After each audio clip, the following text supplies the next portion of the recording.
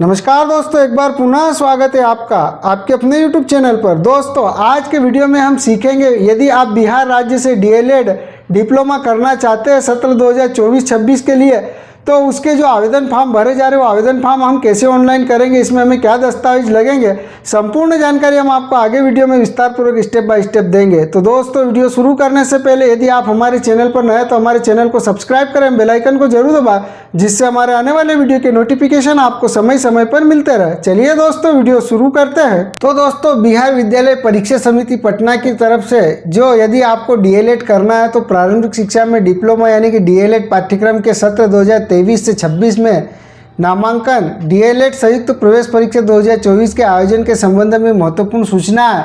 तो ये आप पढ़ लो, इसमें जो भी जानकारी है वो आपको पढ़ना है। नियम पुस्तिका है, इसके जो आवेदन है 2/2/2024 से चालू हो गए और 15 फरवरी 2024 इसके अंतिम दिनांक रहेगी। उसके बाद में इसकी कोर्स की अवधि क्या रहेगी, प्रशिक्षण संस्थाओं के नामांकन हेतु शैक्षणिक योग्यता क्या रहेगी। तो यहाँ पर उच्च माध्यमिक यानी कि 12वीं या अथवा उसके समकक्ष परीक्षा में कम से कम 50% अंकों के वाले उम्मीदवार डीएलएड पाठ्यक्रम में प्रवेश के लिए पात्र रहेंगे। तो इस तरीके से आप पढ़ ले, इसकी जानकारी आप पढ़ ले। उसके बाद में यहाँ पर आयु सीमा, प्रवेश परीक्षा और उसके बाद में प्रवेश परीक्षा का प्रारूप, यहाँ पर आपको जो इसका सिलेबस दिखेगा। उसके बाद में इसके आवेदन की शुल्क क्या रहेगी वो दिखेगी। आवेदन करने की तिथि यहाँ पर आपको शो होगी। यहाँ पर इसका जो है दोस्तों, इसका आवेदन पत्र करने के लिए जो साइट है वो भी यहाँ पर आपको दिखेगी। उसके बाद में ये सारी जानकारी आपको पढ़ लेना है, उसके बाद में आपको आवेदन करना है। अब हम बात करेंगे आवेदन कैसे करेंगे। तो ये जो दोस्तों, ये वाले पोर्टल पर आना है, बिहार विद्यालय परीक्षा समिति डीएलएड 2024-26 एप्लीकेशन फॉर्म। यदि आपको किसी तरह की हेल्प चाहिए तो यहाँ पर हेल्पलाइन नंबर भी दिए गए, ईमेल आईडी भी दी गई, इस पर आप संपर्क कर कोई हेल्प लेना चाहते तो ले सकते हैं। उसके बाद में दोस्तों, यहाँ पर विज्ञप्ति पर क्लिक करोगे तो ये वाली लिंक आपको शो हो जाएगी, यानी कि ये वाली पीडीएफ यहाँ पर आपको दिखेगी। तो आप अपनी विज्ञप्ति पढ़ लें। साथ ही दोस्तों, ये वाले पोर्टल की लिंक और ये जो विज्ञप्ति है इसकी लिंक हम वीडियो के डिस्क्रिप्शन में दे देंगे, ताकि आप विज्ञप्ति पढ़ लें और डायरेक्ट अपना आवेदन कर लें। अब यहाँ पर हमें बोला जा रहा है कि लॉगिन के लिए बोला जा रहा है, तो यहाँ पर मोबाइल नंबर और पासवर्ड दिया जा रहा है। तो यहाँ पर दोस्तों, हम पहली बार आवेदन करें तो रजिस्टर्ड न्यू कैंडिडेट पर हमें क्लिक करना है। तो यहाँ पर हमें हमारा यूज़र आईडी पासवर्ड क्रिएट कर लेना। तो सबसे पहले दोस्तों, कृपया अपना नाम, मोबाइल नंबर, ईमेल व अन्य विवरण को अत्यंत सावधानी पूर्वक भरे। भविष्य में परिवर्तन संशोधन का कोई अनुरोध विचारणीय नहीं होगा, यानी कि जो भी जानकारी आप फिल करोगे उसमें किसी तरह का संशोधन नहीं होगा, इसलिए आप ये जो जानकारी है अच्छे से सावधानी पूर्वक फिल करना है। तो रजिस्ट्रेशन फॉर्म में सबसे पहले आपको नाम देना है, जो भी आपका नाम है नाम दे, कन्फर्म नाम दे। जो भी आपकी कक्षा 10वीं की मार्कशीट में उसके अनुसार नाम देना है, ईमेल आईडी देनी, मोबाइल नंबर देना है। और उसके बाद में आपको यहाँ पर पासवर्ड जो भी आपको उचित लगे पासवर्ड क्रिएट कर ले। पासवर्ड क्रिएट करने के बाद में आपको रजिस्टर्ड पर क्लिक कर अपना रजिस्ट्रेशन कंप्लीट कर लेना है। जैसे आप जानकारी डालकर रजिस्टर्ड पर क्लिक करोगे तो दोस्तों, आपका जो भी मोबाइल नंबर आपने दिया था उस पर एक ओटीपी आएगी, ओटीपी देना है। जो भी ओटीपी आपके मोबाइल पर आएगी वो ओटीपी यहाँ पर आपको देना है।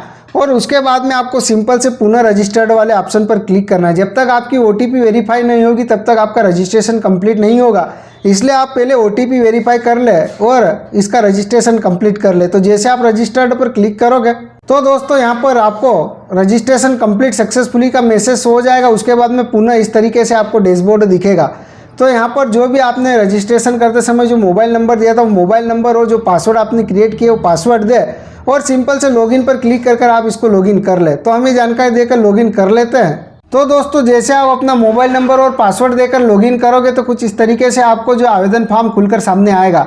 उसके बाद में यहाँ पर बोला जा रहा है सबसे पहले BSEB यूनिक आईडी, यहाँ पर नोट भी दिया है, यदि आपके पास है तो दर्ज करें, अन्यथा इसको आप छोड़ भी सकते हैं। यदि है आप बिहार राज्य के स्टूडेंट हैं और कक्षा 10वीं या कक्षा 12वीं बिहार से कर रखी है तो जो भी आपके पास BSB आईडी है वो दे, अन्यथा इसको छोड़ सकते हैं। उसके बाद में यहाँ पर आपको जिले का चयन करना है, सिलेक्ट डिस्ट्रिक्ट। तो जो भी जिला है वो जिले को आपको चयन कर लेना है। उसके बाद में यहाँ पर दोस्तों, आपका नेशनलिटी इंडिया रहेगा, कैंडिडेट का नाम ऑटोमेटिक रहेगा। उसके बाद में मदर्स नेम और री इंटर मदर्स नेम देना है। उसके बाद पिता का नाम देना है, री इंटर फादर्स नेम देना है।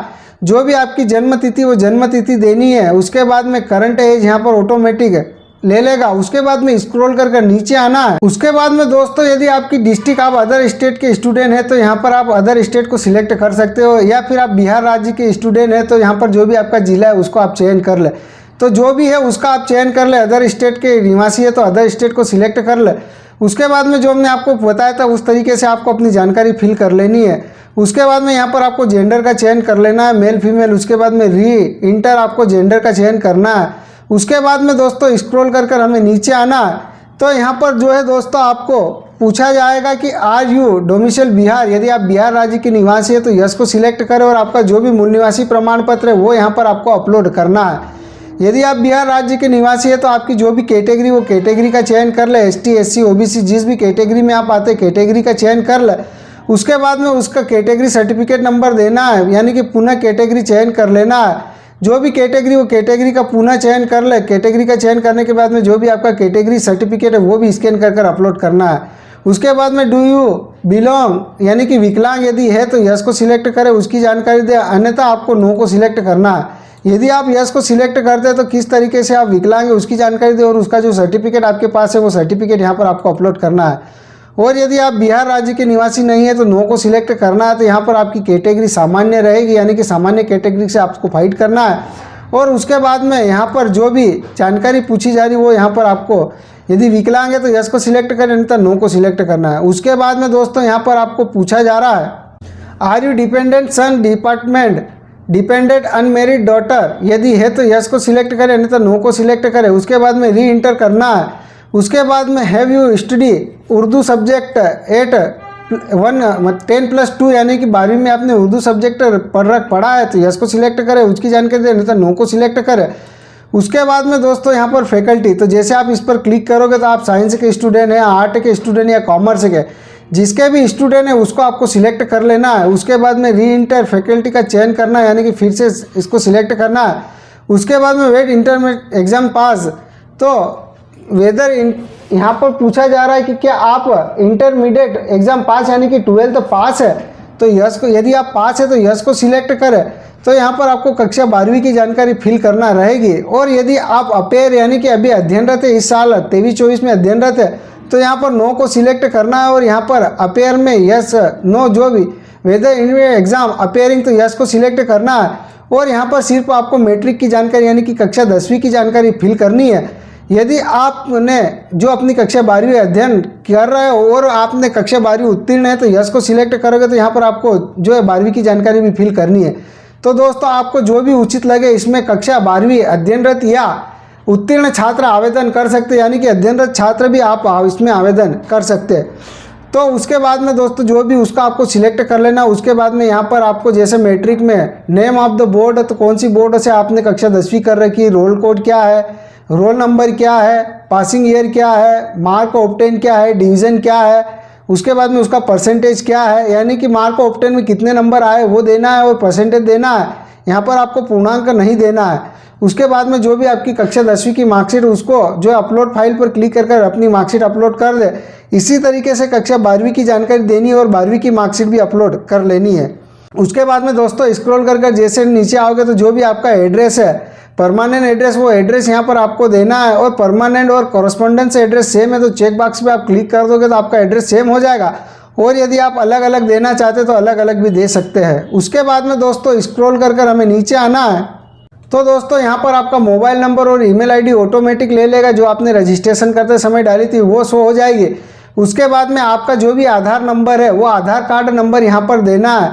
और यदि आपने जो है Aadhaar declaration, if you do not have Aadhaar number please select declare. यदि आपके पास आधार नंबर नहीं है, अभी तक भी आपने आधार कार्ड नहीं बनवाया, तो डिक्लेरेशन पर आप क्लिक करोगे तो आपको आधार नंबर देने की आवश्यकता नहीं है।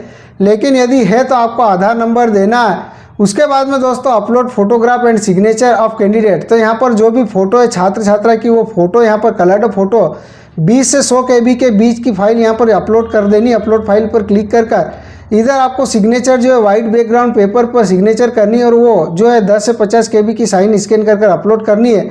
उसके बाद में आपको सिंपल से प्रीव्यू पर क्लिक करना है। जैसे आप जानकारी देकर प्रीव्यू पर क्लिक करोगे तो दोस्तों जैसे आप सारी जानकारी देकर जैसे दस्तावेज, फोटो, सिग्नेचर सब अपलोड करने के बाद में जैसे आप प्रीव्यू वाले ऑप्शन पर क्लिक करोगे तो कुछ इस तरीके से आपको प्रीव्यू पेज दिखेगा। ऊपर आपकी सारी जानकारी जो आपने दी थी वो सारी जानकारी आपको शो होगी। सुरक्षा के लिए हमने जानकारी हाइड कर दी है।